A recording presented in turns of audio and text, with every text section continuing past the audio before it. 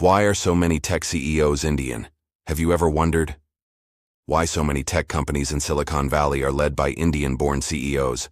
I mean, Google, Indian CEO, Microsoft, Indian CEO, Adobe, Indian CEO, IBM, Indian CEO.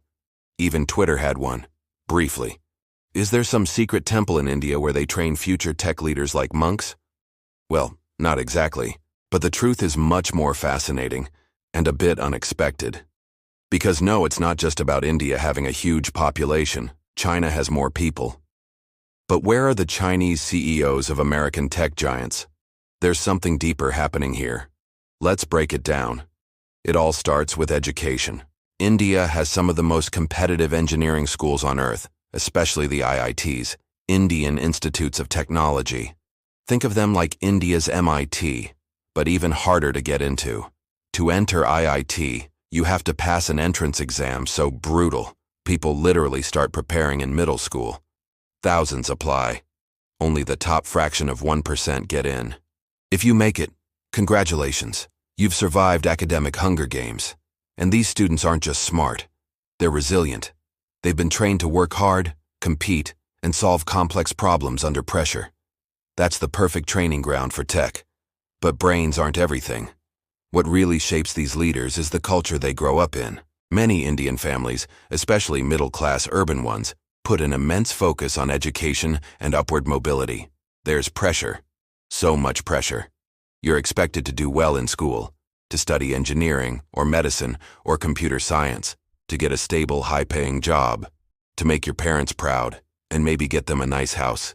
It's not just about success, it's about responsibility. To your family, to your community, to your future. And then there's language. India has over 22 official languages, but English is a key one, especially in education and business. So many top Indian students are already fluent in English, long before they set foot in Silicon Valley. That gives them a huge advantage when adapting to global companies. Then there's the fact that immigrants often work twice as hard. When Indian professionals come to the US, and usually on H-1B visas, they don't take opportunities for granted. They show up early, they stay late. They climb the ladder, step by step, often quietly but relentlessly. They don't just survive corporate America, they conquer it. And once the first few made it to the top, they opened doors for others, mentored newcomers, built networks. So now, there's a kind of pipeline, from Indian engineering schools, to American grad schools, to tech jobs, to leadership roles. It's not a conspiracy. It's a combination of talent, hustle, and opportunity, repeated at scale. But let's be honest. It's not always smooth. Many Indian professionals still face discrimination, visa struggles, and work-life imbalance. Some feel stuck between two cultures, never fully belonging to either. And let's not forget, India itself still struggles with inequality. Many of the success stories come from urban privileged backgrounds, not rural villages. But even with these challenges, one thing is clear.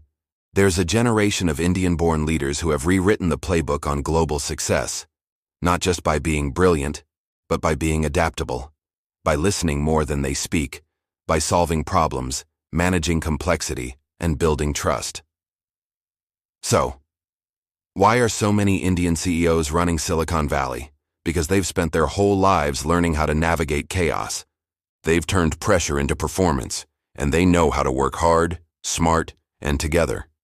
That's not just a Silicon Valley skill, that's a survival skill, refined over decades. And in the tech world, that's exactly what makes you a great leader. Like this story? Hit subscribe and tell us which country we should decode next, because behind every global success, there's always a local story worth telling.